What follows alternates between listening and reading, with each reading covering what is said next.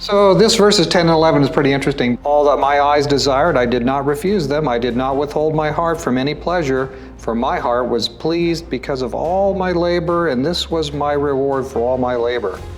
Thus I considered all my activities which my hands had done, and the labor which I had exerted.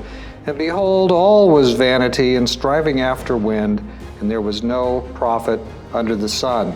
You know, most of the stuff doesn't fulfill. But apparently, looking at verse 10 here, right? There's some satisfaction we should have. When we're doing God's things, you know, the things that God has assigned us to do, that's okay. We should receive, you know, some kind of satisfaction from that. God designed us, you know, and so He knows what we need. And so part of our life is adapted because of sin. And so there's a lot of things we do that we would otherwise be doing differently. But there is some satisfaction in doing the things that God has for us. So yeah, that's true. But verse 10 and 11 still takes us back to that same spot, and it's just kind of this continuous, you know, decline of pessimism. Life doesn't mean anything. There's no meaning in this.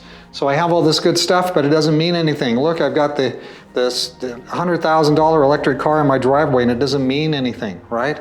Or I've got all these things. My kids are in the best schools, and I've got all this money in the bank. I've got all this Bitcoin or whatever. Guess what? And it doesn't mean anything, you know, because this isn't what we were designed for. God designed us for something more. And so here Ecclesiastes, he's in verses 10 and 11. He's like, yeah, this is meaningless. It's empty. It's hevel. It's breath. It's just like breathing in, breathing out. Then you're dead. Let's not be pessimized out by Ecclesiastes. He's showing us how deep and how dark this hole is without God. We're going to do this. We're going to do life with God. So it's going to be good. But right now, we're looking at life from the standpoint of the unbeliever who looks out there and he's got nothing. He sees no future, just a cycle and then death. So yes, pessimistic. Better things are coming. I want to look at this other note here too, from page 243 of How to Read the Bible. Talking specific about Ecclesiastes. Here's what he says. Ecclesiastes is a wisdom monologue that often puzzles Christians, especially if they read it carefully. Isn't that interesting? Especially if you read it carefully, it's more puzzling. Why does he say this?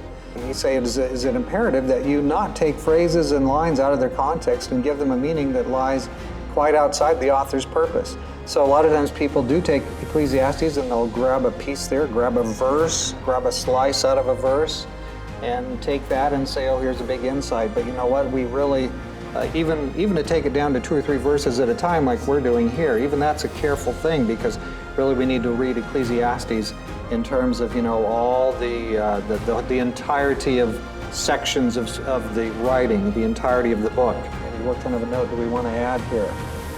When he looks at all of his stuff, all of his rewards, all the things he's built, and what does he find here? Well, nothing satisfies. This kind of sounds like yesterday morning and the morning before, doesn't it? But here's another piece to it. There's a lot. He's doing a lot, and we do a lot of things.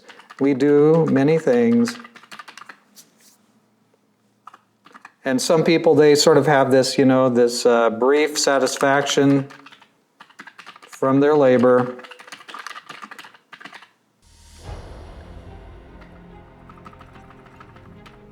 But that really doesn't satisfy.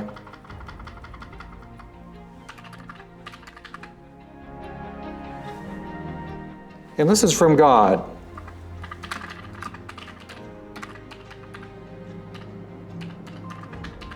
God does give us some labor, and we should derive some little bit of satisfaction from that. But a lot of this isn't going to satisfy. We need more.